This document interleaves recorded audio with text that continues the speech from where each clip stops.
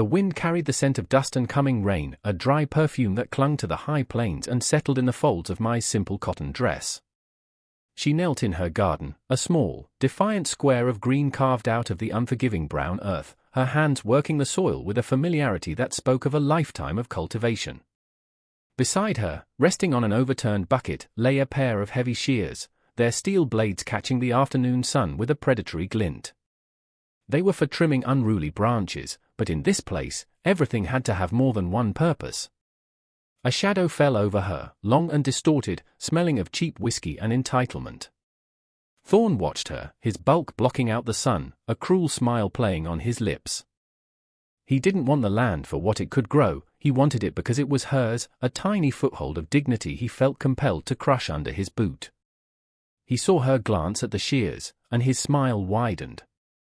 "That little patch of dirt ain't worth the trouble, girl," he drawled, his voice a low growl that grated against the quiet air. "I'll give you a fair price. Better than what's coming if you say no." It was not an offer but a promise, a poison seed planted in the fragile peace of her afternoon. This moment, this intrusion of coarse greed into her sanctuary, was the tremor before the earthquake, the single discordant note that would shatter the quiet melody of two lonely lives and rewrite their futures in violence and blood. Arthur felt the tension from across the dusty thoroughfare, a palpable thing that shimmered in the heat rising from the ground. From the shaded boardwalk in front of the general store, he watched Thorn loom over the small figure in the garden on the edge of town. He knew Thorn, a man whose presence soured the air, whose soul was a shriveled thing animated by spite and acquisition. And he had noticed the woman before, a quiet spectre who moved with a grace that seemed out of place in this rough-hewn world of loud men and weary women. He saw her from a distance, a flash of dark hair and determined movement, a solitary soul tending her small world with fierce dedication. Now, seeing Thorn's shadow consuming her, a slow, hot anger began to coil in his gut. It was an unfamiliar feeling for a man who preferred the company of his horses and the vast, silent conversation of the plains. He was not a fighter, his hands were shaped by reins and ropes, not fists. Yet, his gaze fixed on the scene, on the way Thorn leaned in, invading her space, on the rigid set of her shoulders, a portrait of defiance. Arthur's own hand, resting on a sack of grain, slowly curled into a fist, the knuckles white. He did nothing, not yet. He was an observer, a man who measured his actions with deliberate care, but the scales of his conscience were tipping, and the weight of what was right was becoming an unbearable, motivating force. The next day, under the pretense of a torn saddle blanket, Arthur walked the path to her small homestead.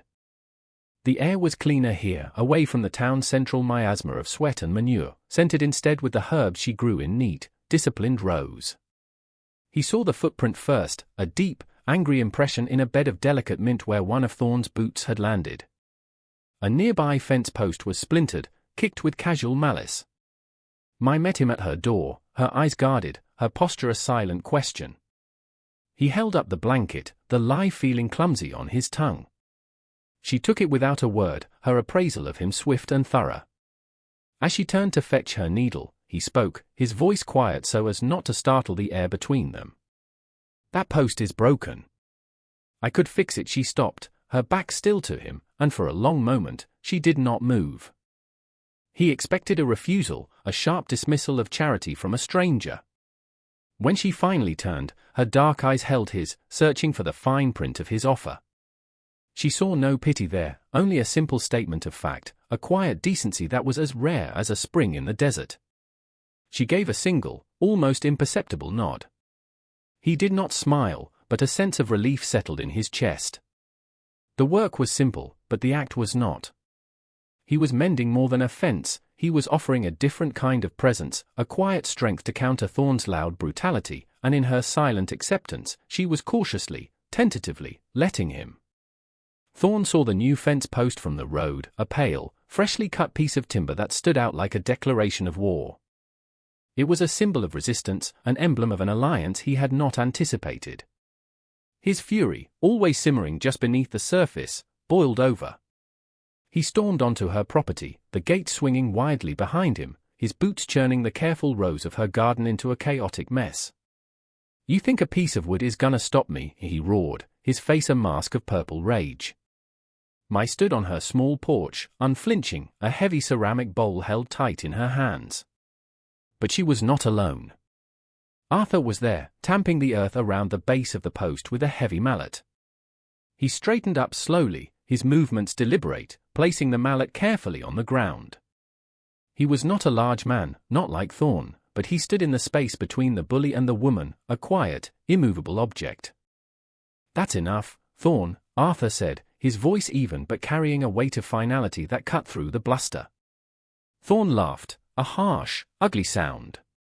"Or what, rancher? You gonna talk me to death?" He took a step forward, shoving Arthur's shoulder. Arthur didn't flinch. He simply looked Thorn in the eye.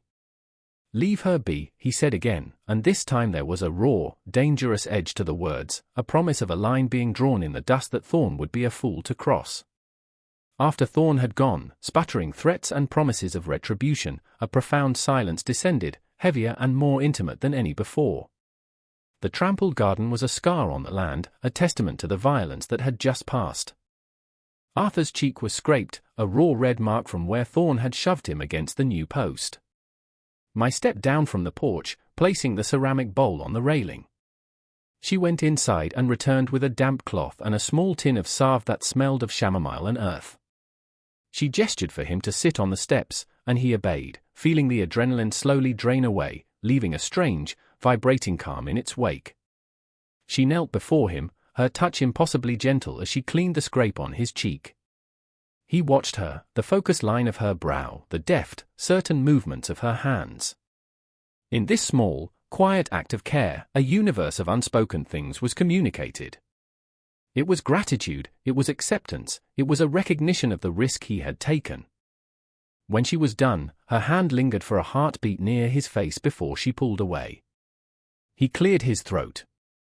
"I should go," she shook her head, a small, definite motion.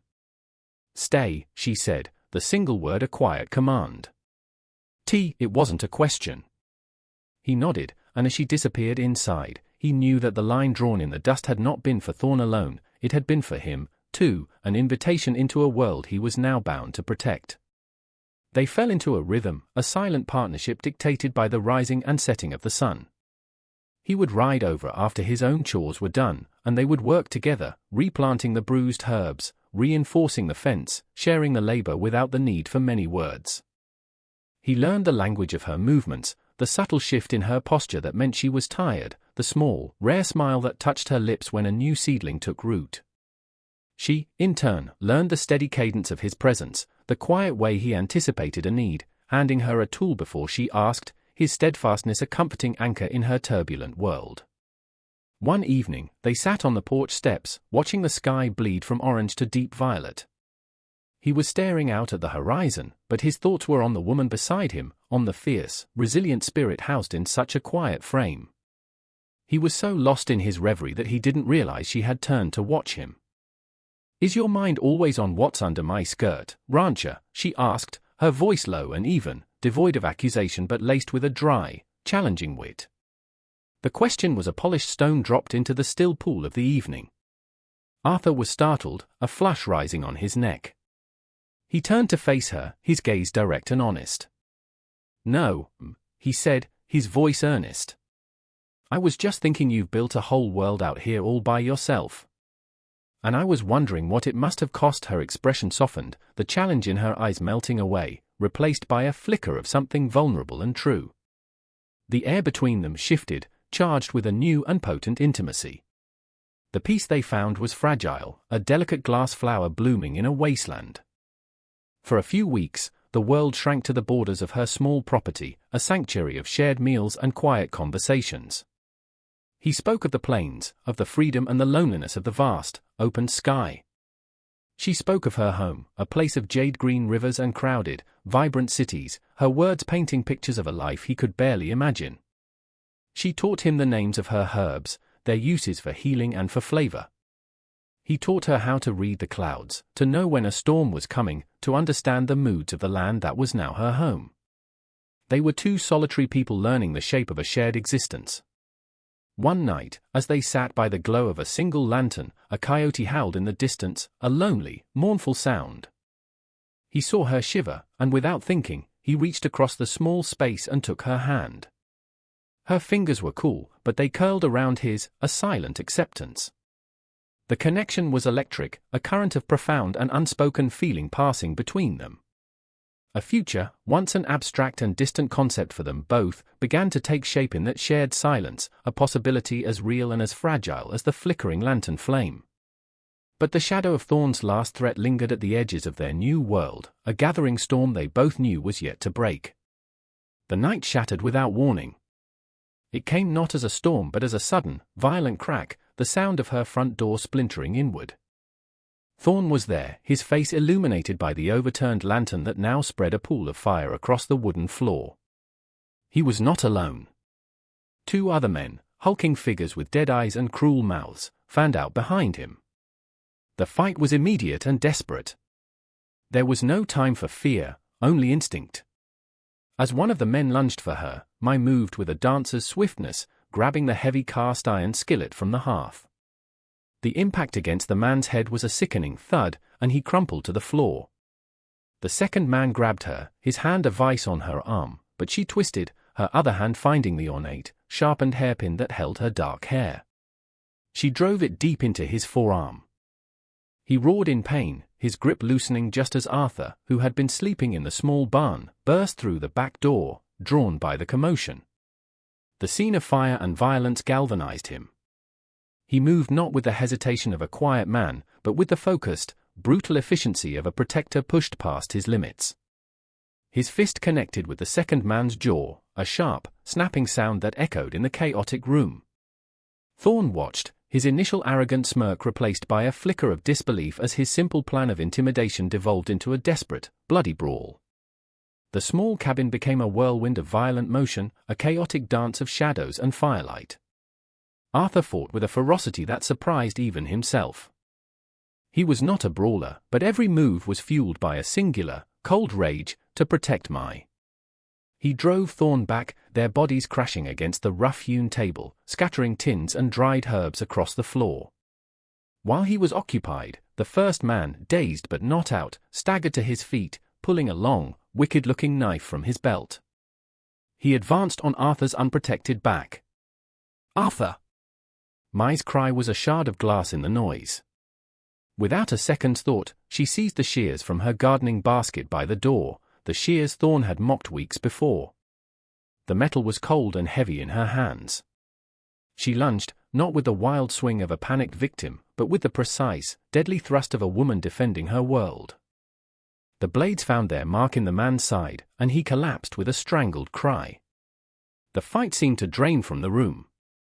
Thorn, seeing both his men down and Arthur advancing on him, blood trickling from a cut on his forehead, finally broke. The bully's bravado was a hollow shell, and it shattered, revealing the cowardly core within. He scrambled backward, falling out through the broken doorway and disappearing into the night, a pathetic, broken creature fleeing the righteous fury he had unleashed. The first rays of dawn crept through the shattered door, painting the scene of destruction in pale, gentle light. The air was thick with the smell of smoke, sweat, and spilled blood. The 2 hired men were gone, having dragged themselves away sometime before sunrise. All that remained was the wreckage and the silence. Mai was on her knees, carefully tending to a deep gash on Arthur's arm, her movements once again steady and sure. The salve smelled of healing. He watched her, his protector, his partner, the woman who had fought beside him with the ferocity of a lioness. The guards they had both held up for so long were gone, burned away in the crucible of the night. When she finished wrapping the wound, he reached up with his good hand and gently brushed a stray lock of hair from her face, his thumb stroking her cheek. She leaned into his touch, her eyes closing for a moment. No words were needed.